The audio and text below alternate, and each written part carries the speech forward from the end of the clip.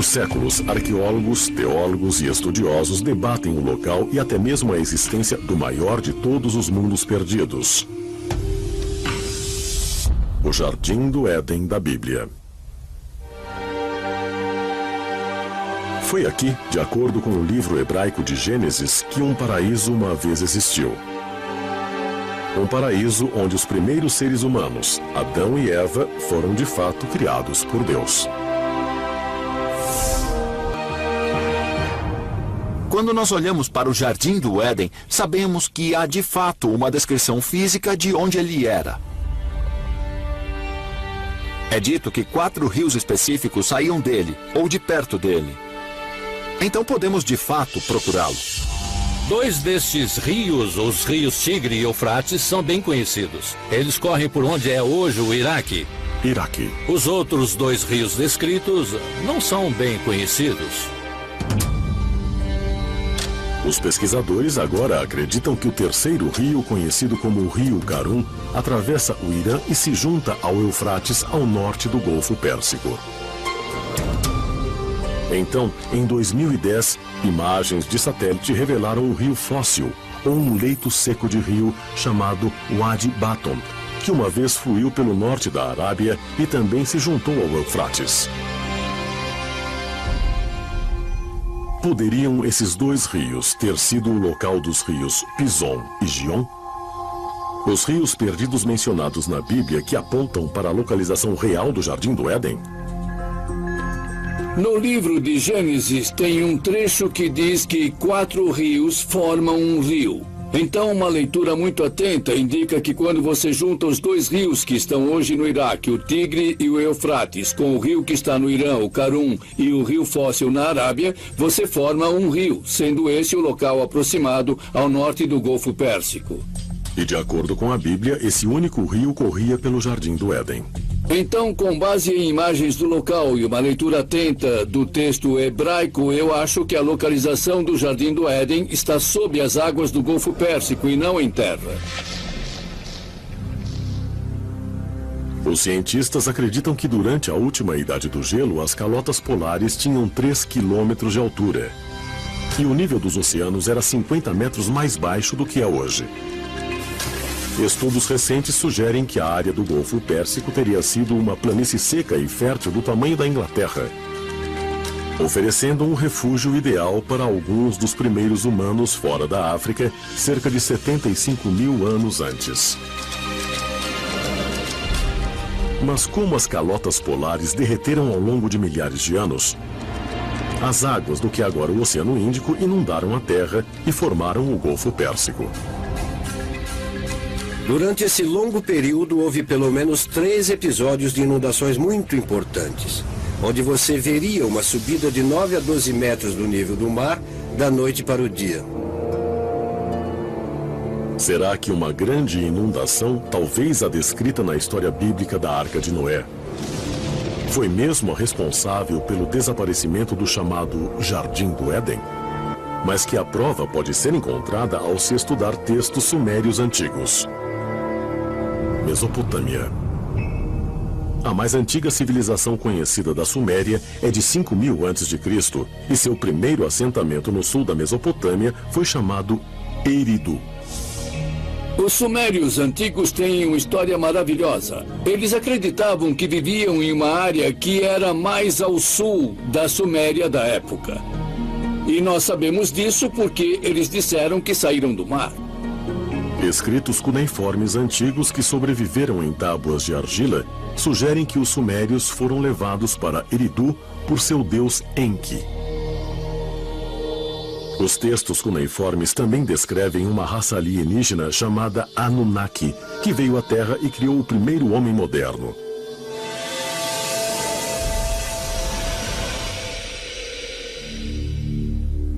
Adão, em sumério ou num sumério bem antigo, significa um pequeno povoado rural. Eva, entretanto, não é em sumério. Eva é em árabe e nas línguas semitas significa aquela que dá à luz. A palavra Éden é uma palavra pré-suméria e significa plano. Os relatos sumérios podem se referir a um tempo mais antigo. e a uma planície fértil distante, agora perdida sob as águas do Golfo Pérsico. A pergunta é esta: o Jardim do Éden era algum tipo de laboratório onde certas coisas foram criadas por cientistas antigos da época? E se a humanidade foi criada em um Jardim do Éden, então é claro que quem estava criando isso não era um ser humano, era outra coisa. Então é possível que o Jardim do Éden estivesse localizado aqui no planeta Terra? Sim, mas era uma localização geográfica específica? Não sei, não tenho certeza. Pessoalmente, eu estou mais inclinado à ideia de que o Jardim do Éden era algum tipo de ambiente fechado em algum lugar na natureza. Mas com certeza era algum tipo de laboratório, de onde se originou o homem moderno. É realmente possível que os primeiros seres humanos fossem criados por seres extraterrestres no que é referido na Bíblia como o Jardim do Éden? Se assim for, a prova existiu o tempo todo nas tábuas de pedra cuneiformes dos sumérios antigos? Os Anunnaki estão entre os seres mais misteriosos e poderosos do mito e da tradição sagrada. Os sumérios os descreveram como humanoides, mas sendo seres espirituais sem um físico que tiveram a capacidade de se transformar ou de mudar para a forma humana. Eles vieram à Terra em uma missão especial para trazer sabedoria e também para extrair alguns materiais do próprio plano terrestre. Nos textos cuneiformes, os Anunnaki são descritos detalhadamente, incluindo como eles viveram por centenas de anos. Eles tinham um enorme conhecimento e poder sobre o mundo inteiro. Eles sabiam de tudo. Eles tinham conhecimento de todas as ciências e de todas as artes. De onde eles tiraram esse conhecimento e de onde eles vieram? Isso é um total mistério para os arqueólogos. E você deve se perguntar: eram, na verdade, extraterrestres?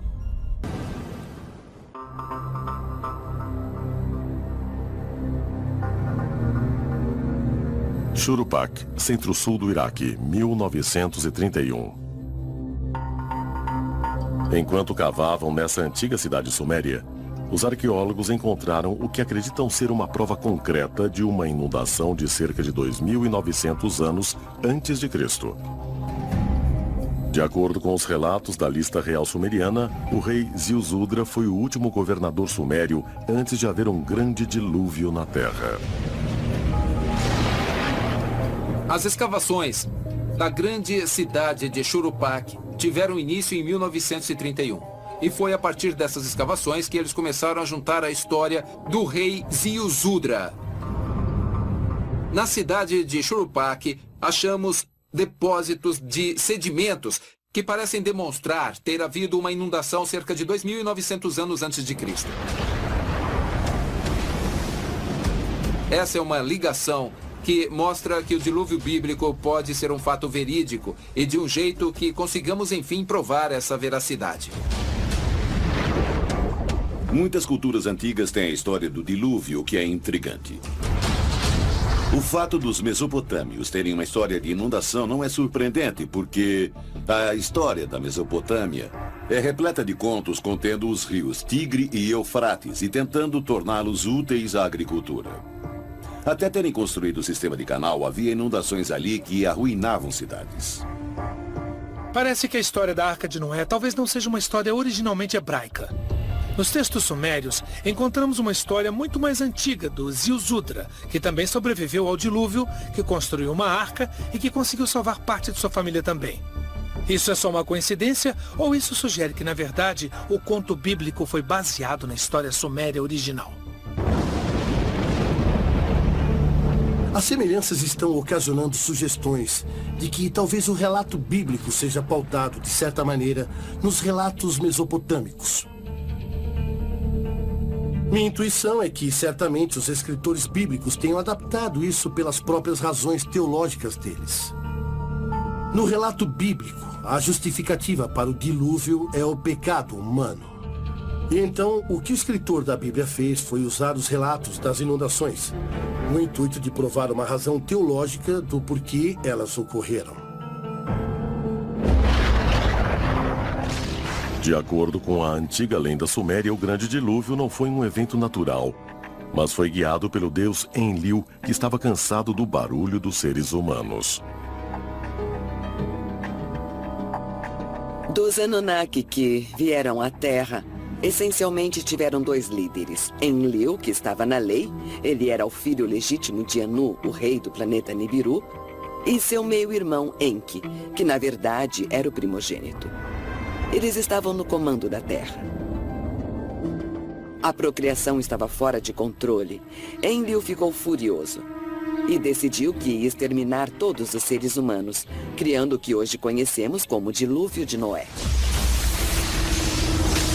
Enlil pensou que os seres humanos deviam ser liquidados. Eles eram problemáticos demais. E Enki, como Prometeu dos gregos, ficou ao lado dos humanos e disse não.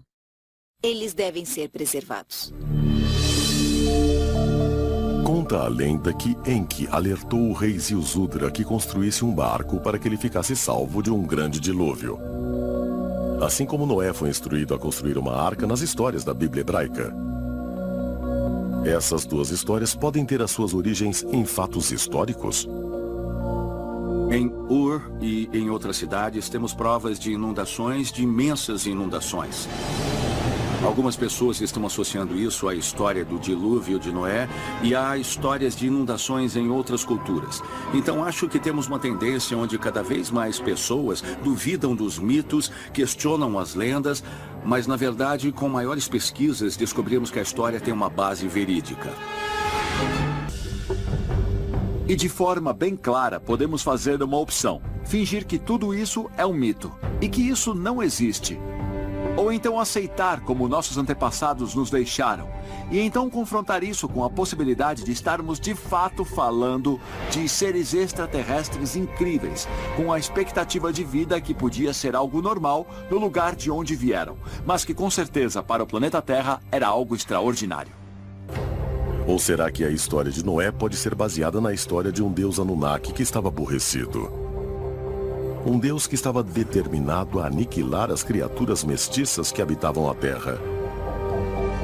Enki, o deus Anunnaki, disse para o rei sumério Ziusudra: o que haveria ali, um dilúvio, o mesmo dilúvio da Bíblia, é que ele precisava fazer uma arca. Diríamos hoje um barco para escapar disso. No entanto, é bem possível que o barco que ele fez para escapar desse dilúvio era, na verdade, uma nave espacial. E que ele foi para o espaço, na intenção de sair desse dilúvio, e que ficou em órbita ao redor do nosso planeta. Se tem uma coisa que une as culturas antigas do mundo todo é que praticamente todas essas histórias têm mitologia sobre inundações fazendo parte delas. Dilúvios, grandes inundações, cobrindo o planeta inteiro, exterminando todos os tipos de pessoas. Na maioria das culturas, isso é colocado como obra dos deuses, ou de um deus descontente com a humanidade. Agora, é claro que, atualmente, muitas pessoas aplicam isso a um contexto de ufologia. Outras inserem em um contexto religioso. Mas muitos pesquisadores veem os relatos e histórias bíblicas como sendo baseados na realidade, mas com origens extraterrestres. Tanto a Bíblia como especificamente os relatos dos sumérios antigos deixam claro que o dilúvio foi algo que os deuses criaram. Que os deuses fizeram essa inundação ocorrer. Então vemos que os relatos antigos são basicamente uma interação entre os Anunnaki por um lado, com os nossos antepassados por outro. Os Anunnaki garantiram que nós, como espécie, sobreviveríamos. Porque alguns dos Anunnaki tinham a intenção de acabar com tudo nesse planeta. É possível que os Anunnaki tenham sido os responsáveis por causar o que é chamado o Grande Dilúvio? E que essa inundação destruiu praticamente todas as provas do tempo dos Anunnaki na Terra? Talvez a resposta possa ser encontrada não aqui na Terra, mas em outro planeta, a mais de 55 milhões de quilômetros de distância.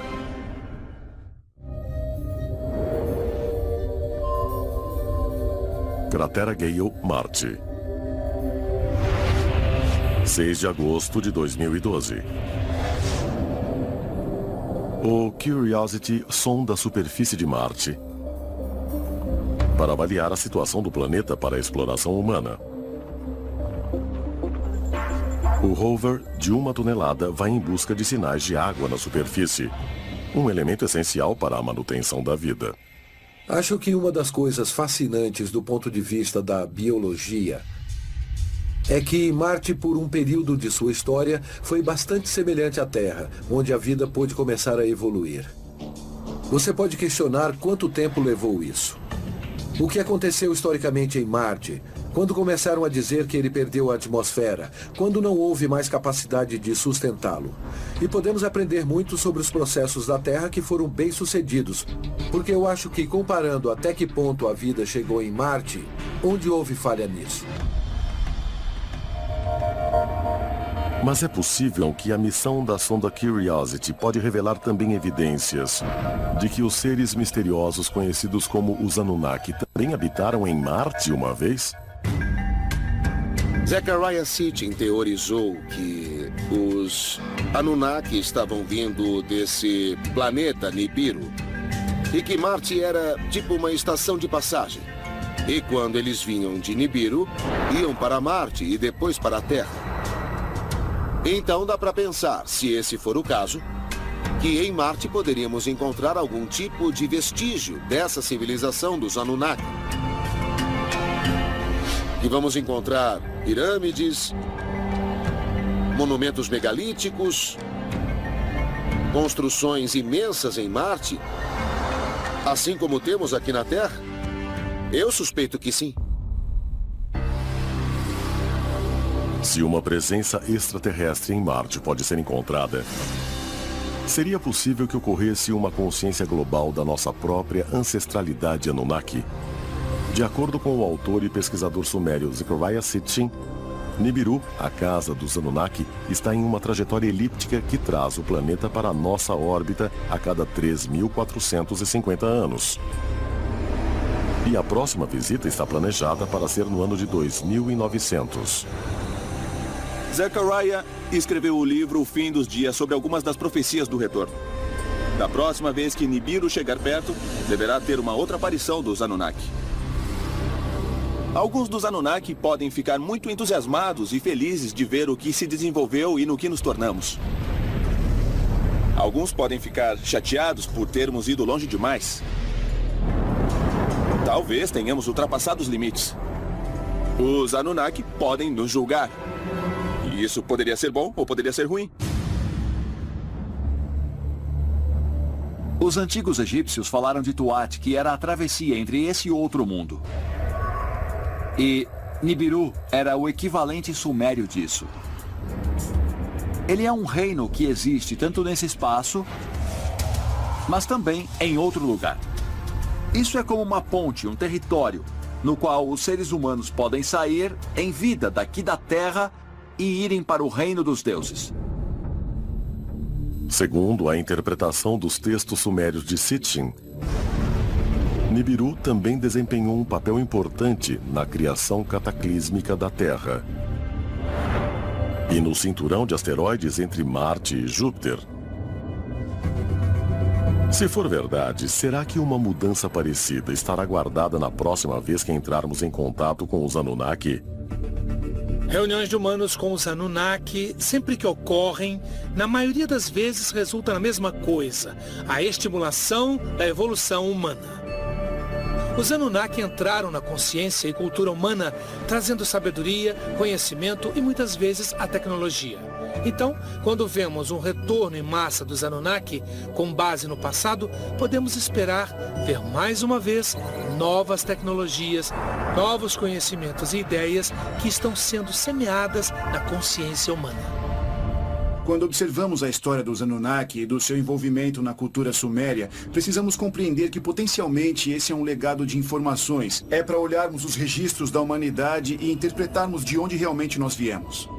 Existe um denominador comum em todas essas histórias sobre extraterrestres nos visitando em um passado distante, que é a promessa do retorno deles? Como podemos nos preparar para o retorno desses extraterrestres no futuro? É muito simples. Aceitar a ideia de que não estamos sozinhos no universo é a primeira coisa. E a segunda é que eles estiveram aqui no passado, vão voltar no futuro e, ei, tá tudo bem. É possível que a raça humana foi iniciada, ou que talvez até tenha sido geneticamente criada por seres extraterrestres em um passado remoto. Essa pode ser de fato a peça que faltava na teoria da evolução humana de Darwin? E será que a noção de uma presença extraterrestre na Terra também ajuda a conciliar o suposto conflito entre a ciência e a religião? Talvez uma noção profunda tenha sido a razão para os museus no Iraque terem sido invadidos e saqueados. Porque a verdade pode ser muito perturbadora para ser contemplada.